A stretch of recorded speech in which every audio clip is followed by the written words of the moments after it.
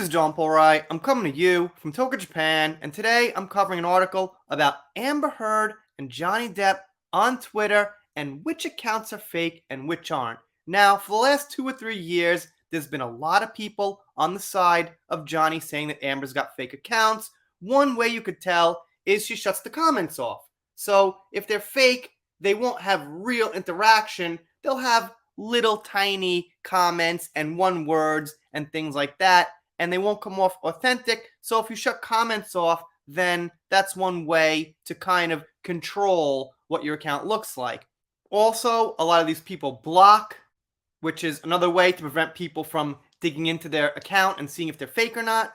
And aside from everything, we just didn't believe that all these people are actually supporting Amber and her narrative because it seems very, very faulty, to say the absolute least. So this here is by Fox News, and it says, Johnny Depp vs. Amber Heard, nearly 11% of Twitter accounts participating in discourse are fake, but with a very important underlining that says the majority inauthentic accounts were supportive of Heard. Thank you, Fox News, for calling that out. Let's see what else we got. Nearly 11% of all Twitter accounts participating in discourse surrounding Johnny Depp's defamation trial against his ex-wife Amber Heard are inauthentic, new research shows.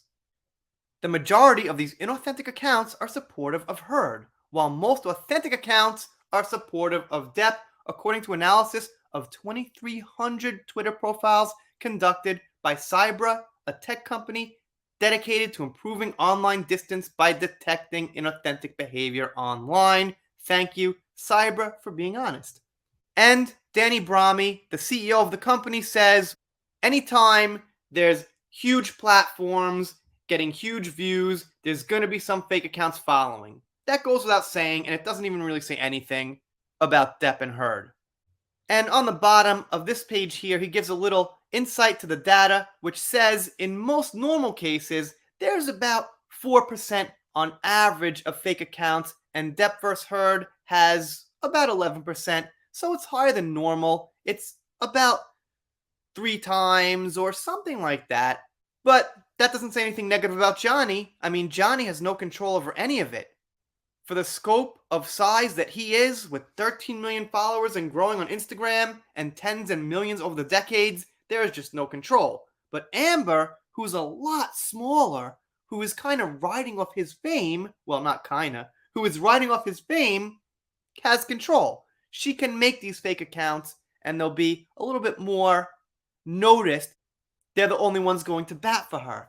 And a while ago, we found a lot of Korean accounts that were all of a sudden all for Amber. It was really weird, because why would a bunch of Korean accounts all of a sudden flood Twitter saying, justice for Amber, with hearts, we love you, Amber? It was really, really obviously fake. So that was a big red light to me. I guess those calmed down, but then there were other international ones I saw that seemed weird. Brahmi added that there was a very clear distinction between inauthentic accounts promoted by pro-Depp content and pro-Heard content.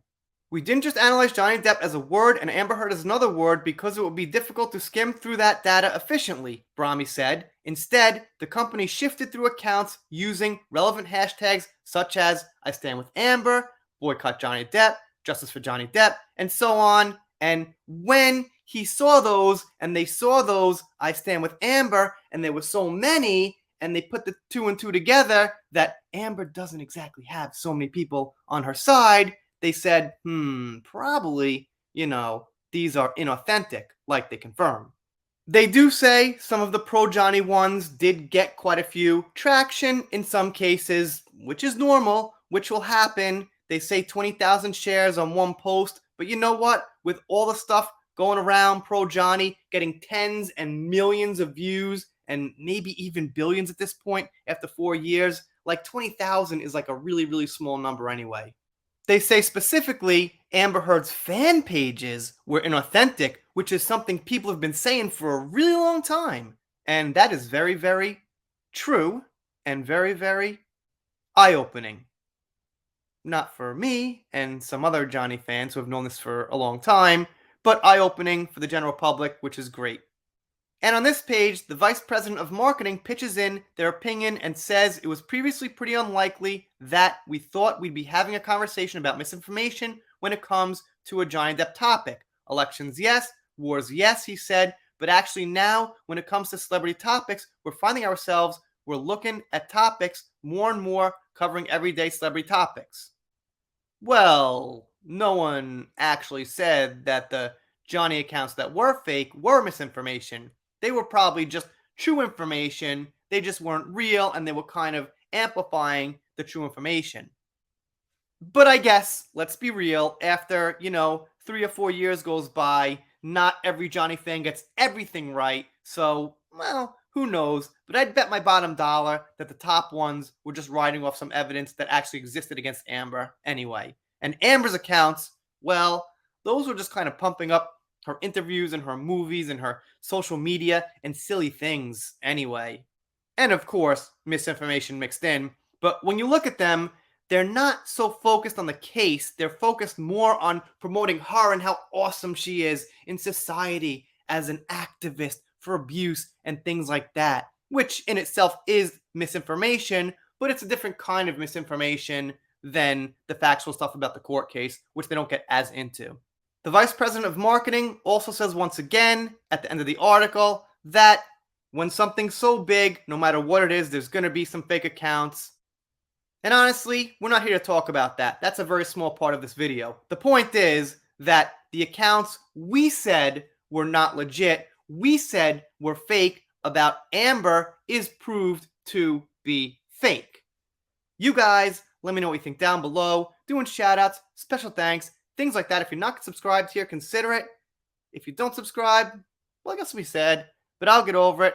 See you next time. We're done here for now.